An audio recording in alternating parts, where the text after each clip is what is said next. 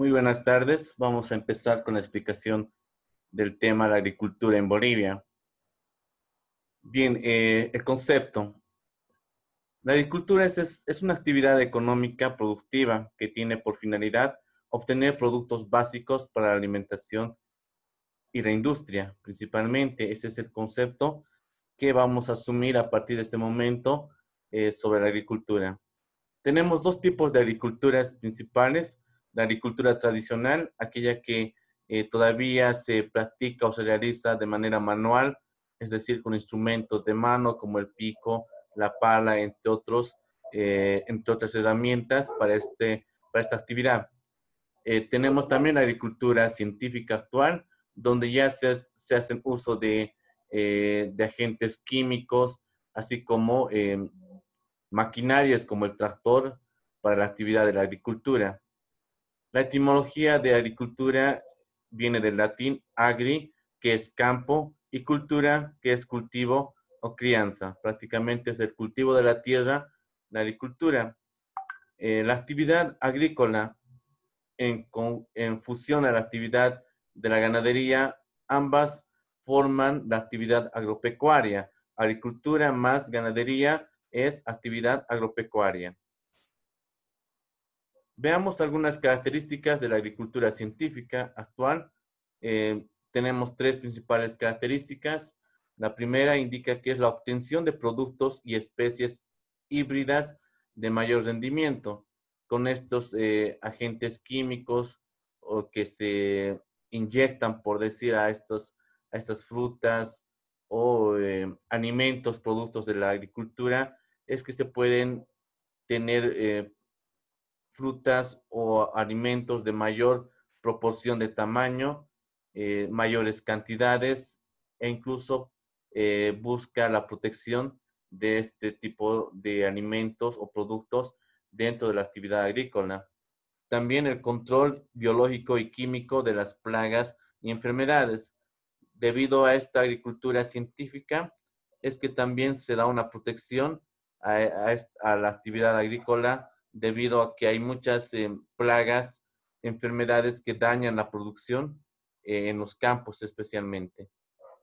Y por último tenemos la defensa contra todo tipo de erosión, es decir, desgaste de la tierra, el viento, tormentas, entre otros, que puedan afectar a la producción agrícola. Aquí vemos en la imagen cómo la producción está protegida por una capa, si vale el término, para que el desgaste de la tierra, los vientos e incluso la presencia de animales no afecten a la producción agrícola. Tenemos grandes zonas agrícolas en los 5 continentes más habitados. Eh, por ejemplo, tenemos en Eurasia a los países de Portugal, España, Francia, Italia, también Ucrania, Bielorrusia, Rusia, entre otros países típicos de la actividad agrícola en Eurasia, es decir, en los continentes de Europa y Asia. También hay grandes zonas agrícolas en América, en Norteamérica, tenemos en Estados Unidos y México, en América del Sur, Brasil, Colombia y Argentina principalmente son los principales países que cuentan con grandes zonas agrícolas. Eh, en Oceanía, Australia, que tiene la mayor superficie de tierra del continente, también es una zona grande en cuanto a la actividad agrícola. En África también tenemos algunas zonas importantes en la agricultura, tal el caso de las zonas que están alrededor o muy cerca del río Nilo, los países de Uganda, Sudán, Nubia, Egipto, son los principales países que presentan zonas agrícolas en esta parte del mundo. Veamos una breve historia de lo que fue la agricultura en Bolivia. Nos vamos al tiempo de los incas con la agricultura en tiempo de los incas. Si ustedes observan las imágenes, en todo el vasto territorio que dominaron los incas, el Tahuantinsuyo, desde el Chinchasuyo en el norte hasta el Collasuyo en el sur, el Antisuyo al este, hasta el Contisuyo al oeste, son el territorio que habían dominado los incas, eh, un vasto territorio se dice, y en todo este territorio se practicó la agricultura de manera diferenciada. En algunas zonas bastante accidentadas tuvieron que usar técnicas de cultivo, tal el caso de las terrazas, los andenes, como vemos aquí en las imágenes. De esta manera lograron gran producción o una producción diversificada, dependiendo de la zona donde se ubicaban estos hombres realizando la actividad. Podían producir cereales, maíz, eh, entre otros productos de mayor cantidad. Lo interesante es que la producción es bastante diferenciada, o la división de la producción es bastante diferenciada, toda vez de que la mayor producción o la gran cantidad de alimentos recogidos iban como destino a los incas, perdón, al inca, a la realeza o nobleza y también a la actividad del sacerdocio, es decir, las escogidas, las mujeres elegidas para educarse en centros religiosos, en adoración a sus dioses, y sacerdotes eran beneficiados con los alimentos o la producción que se recogían en estos lugares, ¿ya? Y lo que sobraba muchas veces quedaba para el pueblo. Siguiendo con la agricultura en el tiempo de los incas, podemos ver en estas imágenes el instrumento que usaron los incas para poder excavar la tierra y poder trabajarla. Fue el instrumento del chaquitaglia, que es una especie de palo con un punzón al extremo, el cual servía para hacer ciertos agujeros en la tierra para que las mujeres por detrás puedan ellas poner la semilla para luego cosechar productos, ¿verdad? Aquí tenemos otra imagen de los andenes, las terrazas, que son un sistema de cultivo que generalmente se hacía en las laderas de las montañas, ya una especie de surcos en las montañas. También los incas domesticaron animales como la llama, la alpaca, que les dio mayor productividad, si vale el término, porque con estos animales podían ellos transportar estos productos que cosechaban y llevarlos a los pueblos o lugares donde realizaban la repartición. Pasando a la agricultura en la conquista y en la colonia, indicamos que desde la llegada de los españoles a nuestro continente, especialmente al Perú, estos observaron que la agricultura no es necesario, toda vez de que los españoles observaron en este sitio yacimientos de piedras preciosas como la plata, entre otros elementos que enloqueció de hecho a los españoles, y para ellos lo más importante era el recoger este mineral en beneficio de los españoles, ¿verdad? Con el trabajo del que los incas realizaban generalmente en los centros mineros, excavando y extrayendo este mineral. Hay un subtítulo bastante interesante que vamos a mencionar e indica de conquistadores a encomenderos. Cuando los españoles ya habían desgastado prácticamente el saqueo del interior de la tierra, este mineral de la plata, se dan cuenta que ya no hay cantidades, ya el mineral está disminuyendo y la corona no tiene con qué pagar las nuevas hazañas de los conquistadores. Es así que la corona se va a idear para ya no dar dinero, es decir, plata, sino entregarles tierras, propiedades de grandes extensiones de tierra. Por eso es que se dice de conquistadores a encomenderos. Estos encomenderos tenían en su poder grandes extensiones de tierra y dentro de estas extensiones había muchas veces familias que vivían y esas familias pasaban al servicio de los españoles. Por eso de conquistadores a encomenderos, a dueños de la tierra y dueños de la vida de los indígenas que habitaban en esa tierra.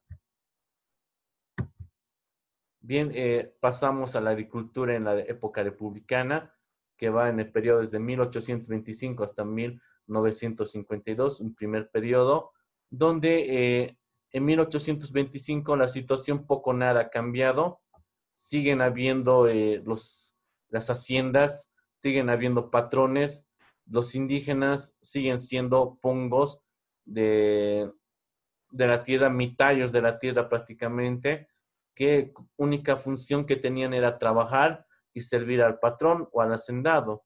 Entonces la situación poco nada había cambiado, ¿verdad? Más aún con el saqueo de tierras comunitarias por parte de Mariano Melgarejo en la década de los 60 del siglo XIX. Bien, antes de pasar a este punto de la reforma agraria, tenemos que indicar que en este periodo de 1825 a 1952, prácticamente es triste la vida de los pueblos indígenas. Reitero, la situación en comparación con la colonia, poco nada había cambiado. De hecho, los españoles se van y quedaron sus hijos para ser dueños de la tierra y de la vida de los habitantes de este país. Sin embargo, ya en 1952, en 1952, cuando se produce la revolución nacionalista por parte del MNR, entre sus conquistas por el triunfo de la revolución, se tiene que el 2 de agosto de 1953 se firma la reforma agraria. Con esta reforma agraria, eh, sustancialmente cambian de nombre el indio. El indio ya no es considerado indio como tal, sino campesino. Es decir, como vive en el campo, debe ser campesino. Se cambió el término de indio a campesino. Las tierras es de quien la trabaja, surge esta frase, este lema con la reforma agraria. Es decir, las tierras pasan a manos de los campesinos, sus verdaderos dueños. También se da la abolición del feudalismo y la abolición del feudalismo parasitario en el agro. Es decir, eh, la unión, el nexo que había inevitable del campesino con la tierra se rompe, ¿ya? Porque esta era una especie de servidumbre muy próxima a la esclavitud, puesto que los indígenas estaban ligados a la tierra, como en el feudalismo en Europa, es decir, no podían ellos tener otra actividad si no es el trabajo en la tierra. Se rompe esta unión que existe entre la tierra y el hombre, producto de la servidumbre que los hacendados habían impuesto en la época colonial y en la época republicana. Se da la eliminación del latifundio, es decir, esas grandes extensiones de tierra que pertenecían a una persona o un grupo pequeño de personas se deshace, las tierras se dividen y pasan a manos de los campesinos. ¿Ya? Y por último, la participación es creciente de campesinos en la actividad política. Ya pueden ellos votar desde la reforma del voto universal.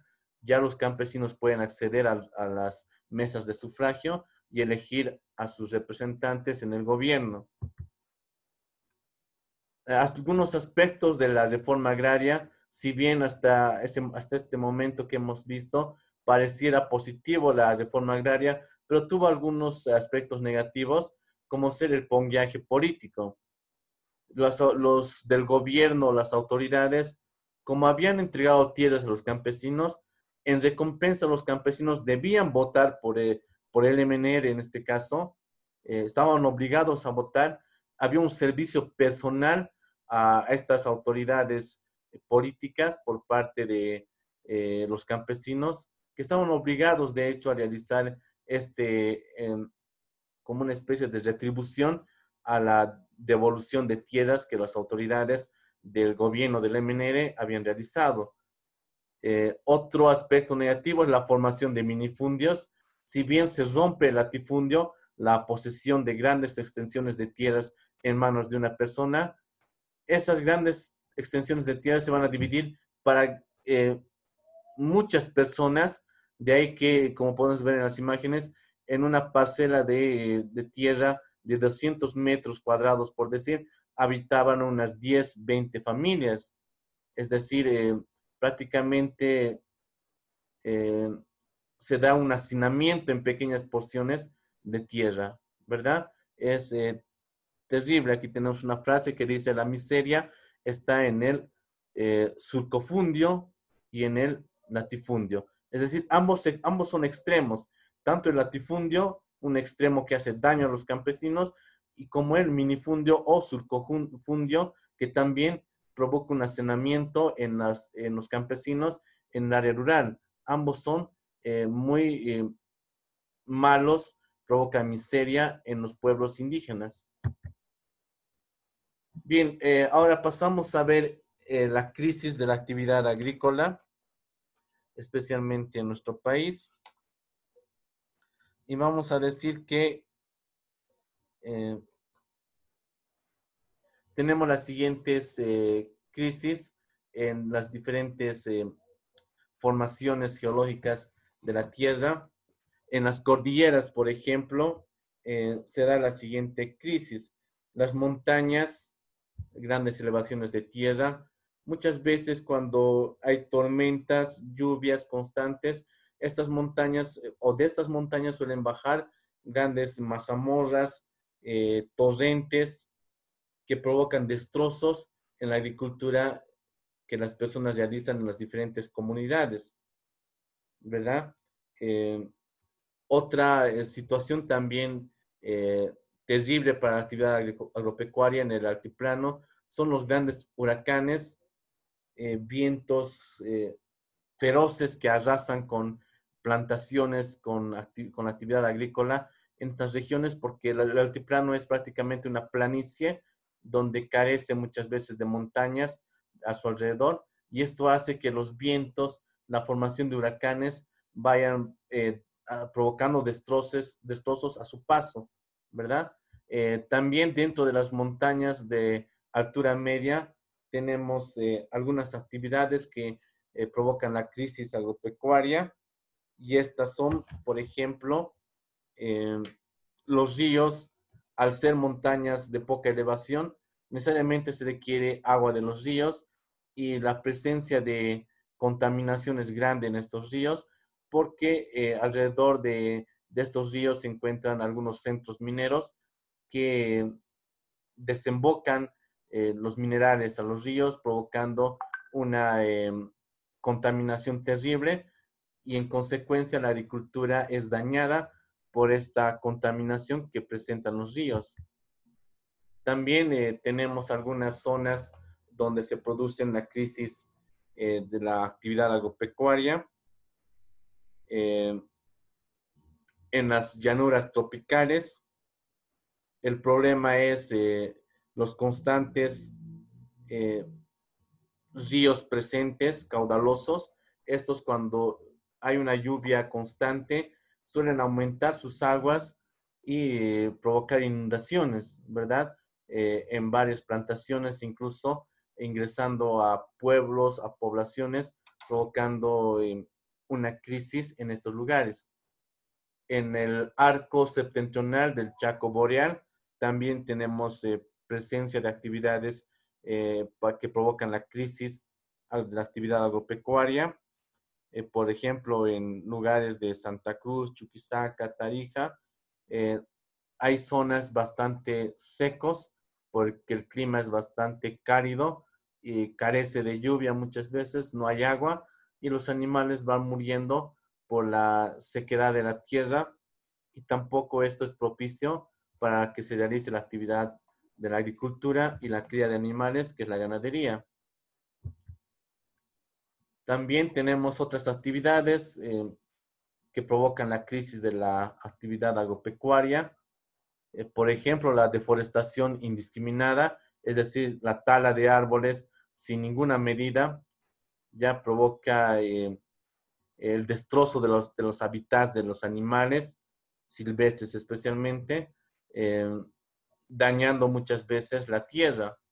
El famoso chaqueo, si bien eh, da eh, un campo abierto después de la quema, por decir, de árboles, pero la tierra está dañada con el chaqueo. Entonces, esto provoca una crisis a la actividad agropecuaria, la agricultura y la ganadería.